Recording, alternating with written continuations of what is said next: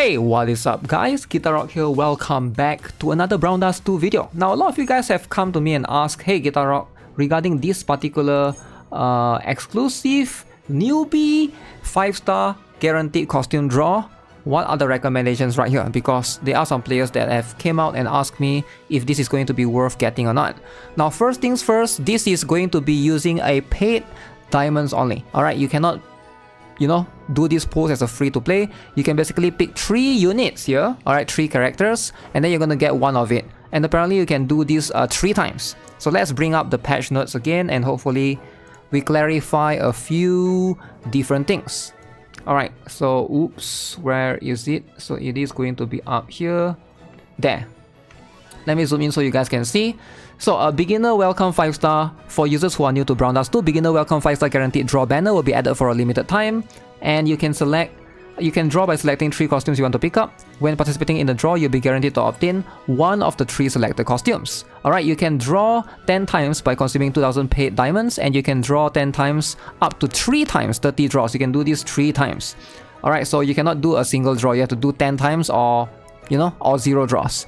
It's available for 2 weeks after you create an account, but if you are, a current player, existing player, you can basically from 2 weeks when you log in. So you can see from my particular one, let me see, you can, oh, what just happened right here? Why did I got, alright, I don't know why I got disconnected there, but you can see right here, you can see event is going to last for 10 more days. So make sure you guys check carefully from when you started, if you guys started recently. So yeah, let's talk about this, right? Let's talk about this. This is not going to be permanent. It's going to go away eventually. This banner is not something that you have to, it's not something that's permanent, so you have to decide if you want to pull for it or not.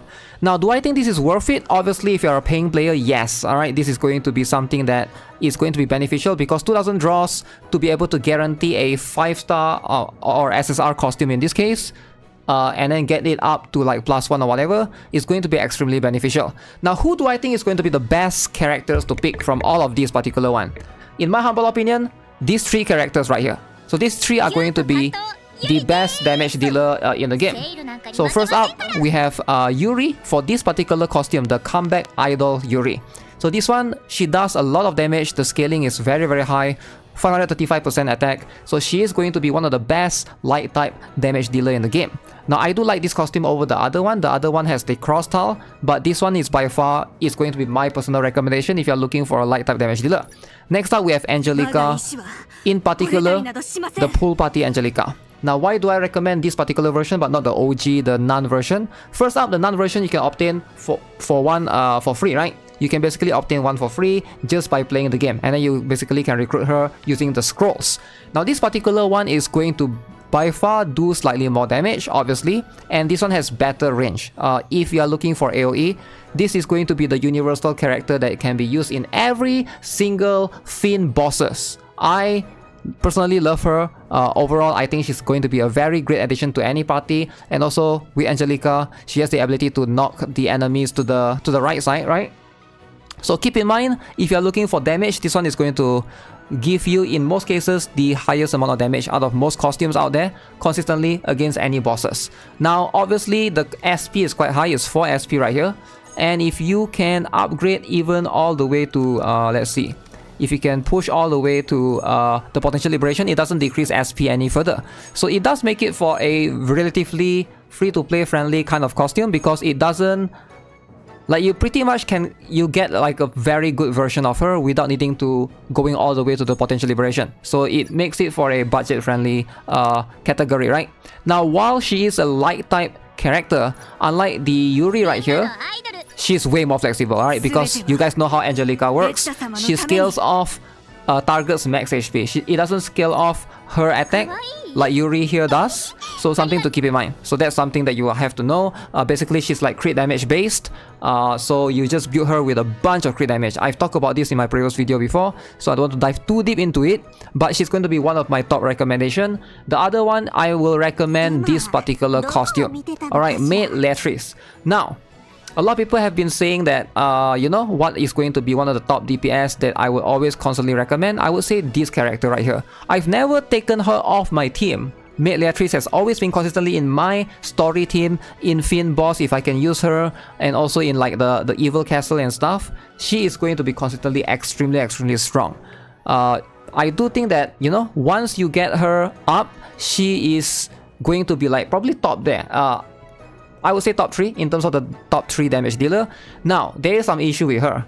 To be able to benefit her fully, you are going to need to potential liberate her. Alright, so you can see right here in the potential liberation, if you don't have the potential liberation, her skill is going to be a cross tile. But if you get her potential liberation, you can see now it's a 3x3 tile. It makes her like an insane DPS. It gives her an extreme range, etc. And she's just so strong.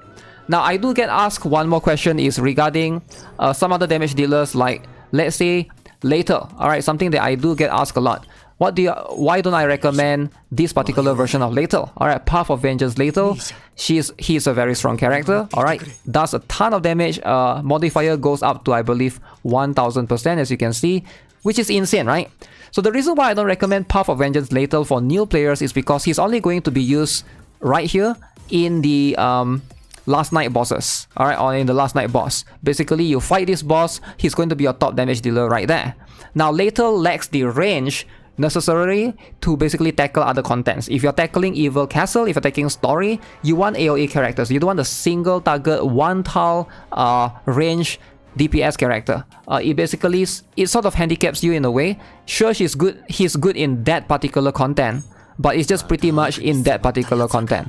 Alright, the rest of the Lethal costume, not too bad, but this one is one of the highest damage dealing character in the game, but just because he's a highest dealing damage character in the game doesn't mean he's flexible like the other 3 that I recommended. Alright, so you need range, you need AoE. Alright, compared to Leatrice, like I mentioned earlier, that 3x3 tile, once you experience that, you're not going to switch away out of her. She is going to be permanently in your team. Like in any story, in any PvP, even Evil Castle and stuff, you are always going to use her. Alright, while Lethal is going to do more damage single target, you're most of the time going to fight multiple numerous enemies, and even bosses have multiple tiles that you can hit them on, you know, via the Fiend bosses, Fiend Hunter, right? So that's something to keep in mind. One more thing that I get asked a lot is about certain supporters like Helena. Okay, let's talk about Helena, alright? I think this is something that we have to like straight up get this out of the way. Do I recommend new players to get Helena? Alright, this particular version in specific. So this is going to be the best magic supporter buffer. Alright, Helena is going to be this particular one, the B rank idol Helena. As you can see, magic attack 75%.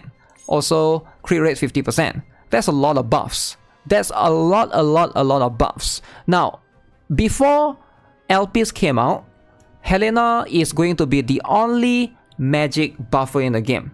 But now that LPs is out, there's someone in between. Alright, there's like an in-betweener character that you can basically get away by not getting Helena. Now, I do think she's really strong. Helena is strong, don't get me wrong, but she's only strong at +5. If you're a new player and you don't have that investment to pour into her, let's say you get her at +1, for example, right? So your +1 version is going to be 45% magic attack and 25% crit rate. So 45% magic attack and 25% crit rate doesn't seem that impressive, because if you compare to LPs, which I think a lot of players will be able to obtain, right? She's going to be much more accessible to most players. You can easily get her to +5. So she gives 70% magic attack, 35% crit rate, and hers lasts for longer as well, 6 turns, right?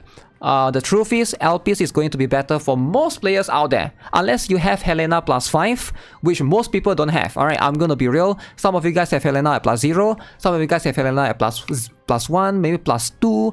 If you are that particular player, LPs is just way better. If you get her in the recent event, right, the last one, she was obtainable right there. And right now, she has been added to the pools in the standard banner as well. You can basically get her to +5 easily. She's on the 4-star that have been slotted in. Every time you do pools, you have a chance to obtain her. Alright, so I thought that they were going to make her limited, but apparently not.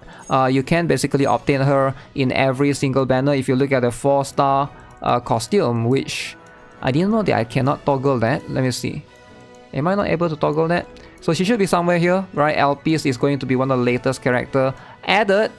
Unless I'm wrong, okay, right here, you can see. So you have a chance to get her easily. You can plus 5 LPs easy, way more easier than you can plus 5 Helena. And so do I still recommend Helena? I would say probably not if you just started recently, because you're better off, you know, accumulating or distributing your resource elsewhere, because there's just way more potential of characters for you to obtain. That's Helena is probably going to be something that you want to consider focusing on later on, once you have get or established the other characters early on. Plus, if you are new, probably physical characters, you know, physical teams is still going to be much more beneficial, alright? With Cry and Wiggle being way more accessible, and Arenas as well, those characters will be able to carry you in story. So one more thing is also regarding one more character that I see a lot of players ask, especially new players, right? Diana. Now, what do I think about her? Do I recommend her in that list, right? Diana is strong, right? She's going to be extremely strong, but I've mentioned plenty of times before, I don't think she is going to be that beneficial for a new player. Now, to be fair, you do get one copy of her for free. If you proceed in the story, you play all the way to chapter, I believe chapter 9 or chapter 10, correct me if I'm wrong in the comment section. It's been a while since I've done the story. You basically can recruit her in the pub.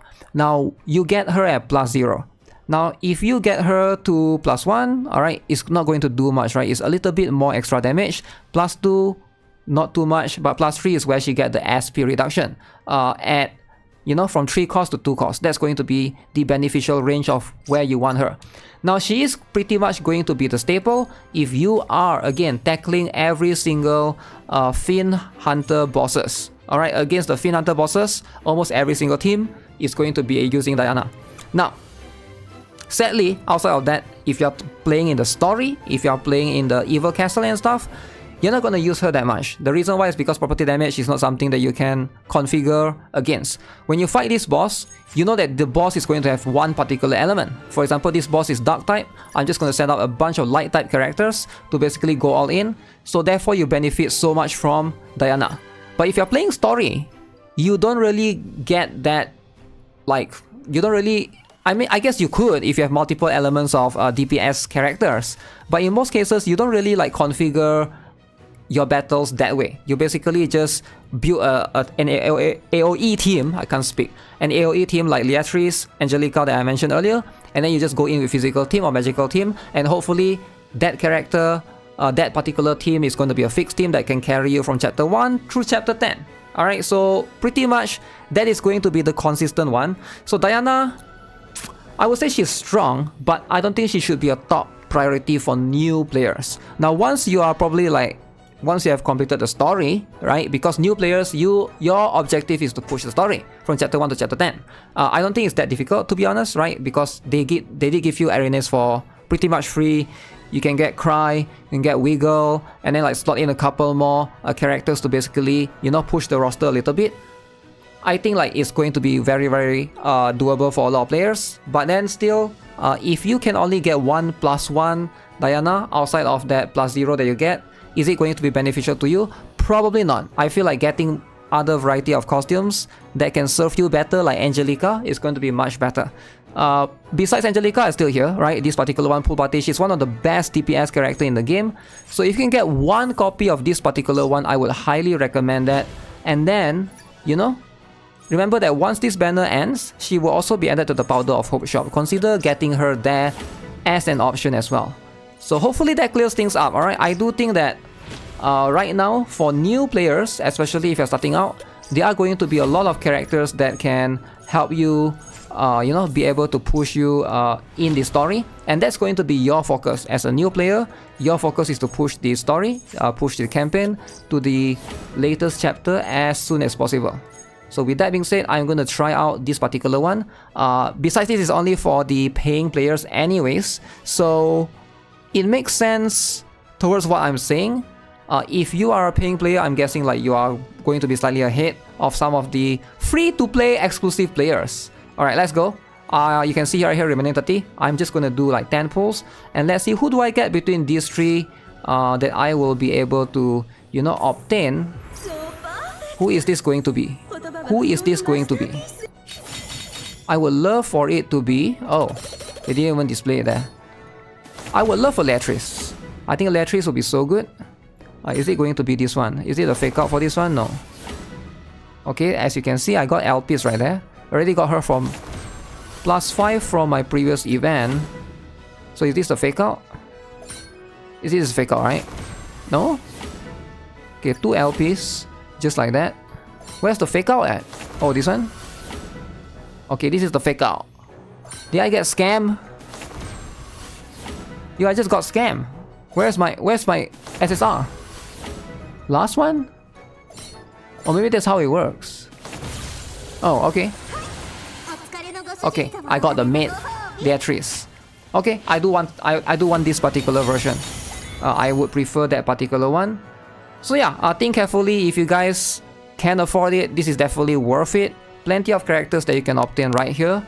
With all the potential liberation in the game right now, I'm definitely going to make a guide before this thing ends. Alright, I promise you guys, I am working on the guide right now. Hopefully I'll be able to publish it as soon as I can, talking about the best character that I think you should focus on potential liberating right now. But for now, this is going to be the guide for today on which are the newbie priority characters that you want to obtain 5-star costume. Okay, so subscribe if you guys haven't already. Give this video a like. I'll see you guys in the next one. Have a nice day. Goodbye.